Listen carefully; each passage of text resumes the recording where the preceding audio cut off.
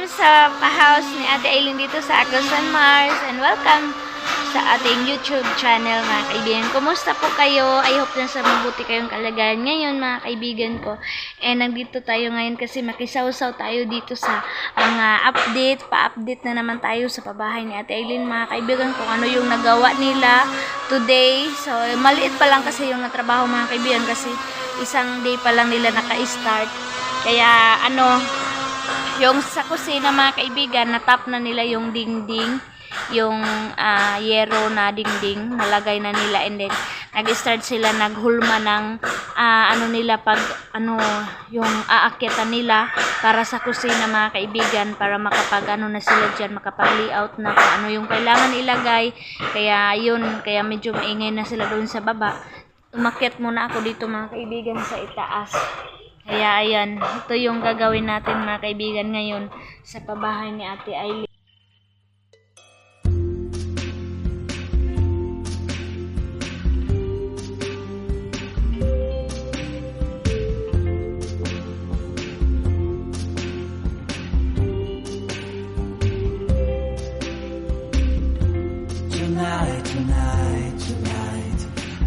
Nila before talaga maglinis, kapag wala na talagang gagawin dito. Kaya ito napakalaki pa ng bintana na ito, hindi pa natanggalan ng yero. Kaya ayun, ayan, ang daming kalat, mga kaibigan. Yung nakikita nyo dito, wala ng kalat, pero meron ulit kasi nga yung paglagay ng kisame, mga kaibigan. Ayan na yung hitsura dito sa itaas. Tapos na talaga yung paglalagay. Ayan. Ganyan siya, mga kaibigan. Ayan, maraming kailangan pulutin. Ayan. Kaso hindi ako pwede na mga kaibigan, kasi hindi ko alam, baka meron pa silang gagamitan, kaya hindi tayo makialam. Dito. Tapos si Dudong Tutot, natigil siya sa paglagay ng wire kasi marami pang kulang. Ayan. Yan like yan, mga kaibigan. So hindi ko yan kaya. Baka gagamitin pa nila. Ayan. Madumi na yung kwarto nila Ate Aileen. Ayan. So ito yung view ng CR ni Ate Aileen dito. Nakuha na po siya ng nakuha na po yung kahoy dito na inaakyatan nila paglagay ng walling, mga kaibigan. Kaya ganito na yung hitsura sa CR. Pero wala pa talaga, hindi pa talaga na buo, mga kaibigan. Hindi pa siya napaglagyan. Ayan. Grabe yung sa baba talaga, mga kaibigan. Yung dito sa itaas, madali lang siya nagawa kasi mga kwarto-kwarto lang. Tas dun sa baba, mga kaibigan, nahirapan sila kasi grabe yung kailangan gawin. Napakalaki nito. Ito yung pinakamalaki na window. Lalagay doon, mga kaibigan, sa tapat ng terrace. Napakaganda nito, mga kaibigan, kapag nalagyan na ng sliding window. Ayan, maulan-ulan dito na morning. So sana, mga kaibigan, umulan na kasi yung kahoy namin hindi makuha. Ayan, nakatago lahat yung mga wiring sa ilaw nila mama dito. Ayan.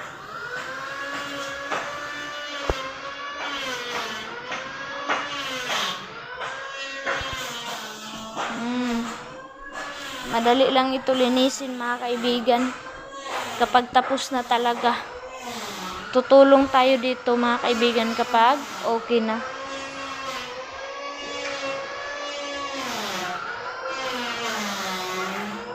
Ito yung babaan. Ito yung terrace, maluwag yung nila mama.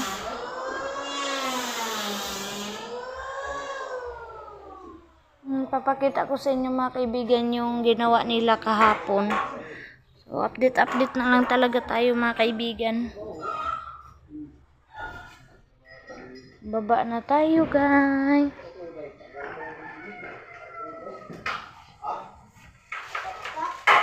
Oh my God, natatakot ako mga kaibigan. Ito yung ginawa nila kahapon. Oh my God, Lord. Takot ako mga kaibigan maglatay-latay. Oh. Ba?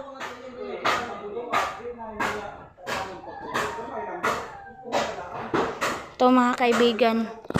Dito sila kahapon nagawa.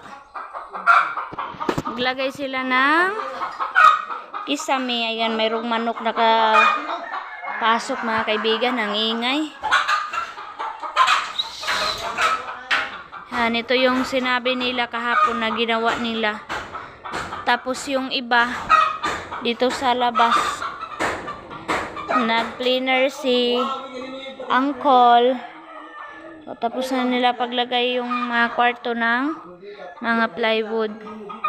So, hindi pa sila maka-double walling dito mga kaibigan kasi hindi pa po nakuha ito.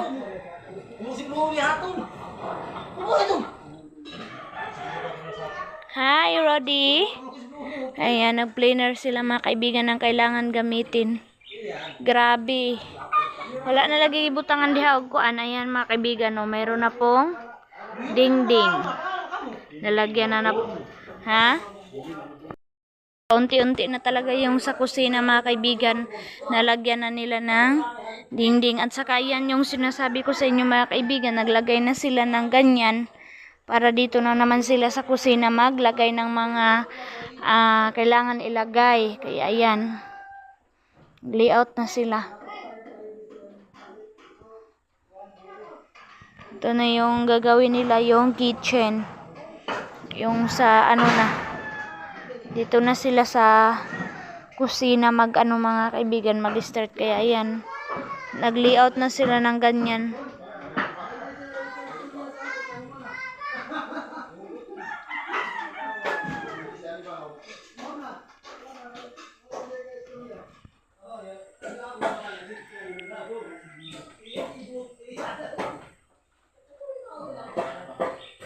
Ito pa po, nagawa nila. Muna sila. Harapit. Okay. Ayan, kain muna. Ayan, si Dodong Junjun gusto daw niya pakita yung ginawa nila mga kaibigan kahapon. Nagbutang na pud sila sa gawas. Okay. Mao na ang gitabaho po sa among. Yan yung ginawa nila kahapon. Mao na ang gitabaho sa among uyo tinti. Yan sila mama kasi magpasukat na sila ng sliding window mga kaibigan doon sa lapas. Maghanap sila or ano ba mga kaibigan kung mura ba doon, and meron po silang babayaran kasi nagpadala sa Ate Aileen ng kulang pa rin sa kahoy mga kaibigan. Grabe talaga. Meron na namang order sila na kahoy na kailangan bayaran. Dali na, Keng! Dadalhin nila mama yung mga tubig kasi medyo mahupa na talaga dito mga kaibigan, and hindi na masyado umuulan kaya mahirap na yung tubig kasi yung gamit nila is tubig ulan. Minsan kapag hindi makabili mga kaibigan.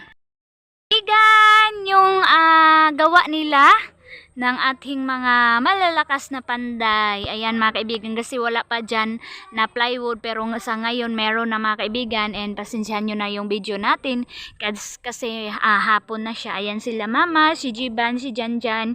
So ito po yung ginawa nila, no, yung damba para sa kusina. Yehey! Sa wakas, makagawa na talaga ng kusina. Oh my God. So tara, akyat tayo mga kaibigan. Papakita ko sa inyo. Ayan, naghukay sila dito. Iwan ko kung anong gagawin dyan. So dito transfer tayo kasi transfer na naman nila yung hagdanan. Ito. Ayan. So akyat tayo. Wow, ang ganda na. Grabe. Hi. So ano na siya mga kaibigan, separated na, nakababa na po yung kusina. Ayan, meron na siyang up and down. So ito na po yung lawak ng kusina, and then dito mag-anak pa siya, kol bitay siya. Plain na ni siya. Diri ang kuan kibali diha ra magtunog. Okay. So ito pala yung dito na yung mga lababo, mga cabinet or ano diyan mga kaibigan. So next upload na lang natin mga kaibigan. Ayan. ito yung nagawa nila in this day, mga kaibigan. Ayan. Grabe. Oo, ayaw sa dito sa hawa. Ayan, dito na naman sila ulit. Ay nakalagay na sila ng, ang dami na pong nagawa nila, mga kaibigan. Ayan o. So maingay na kasi mayroong sinso. Ayan.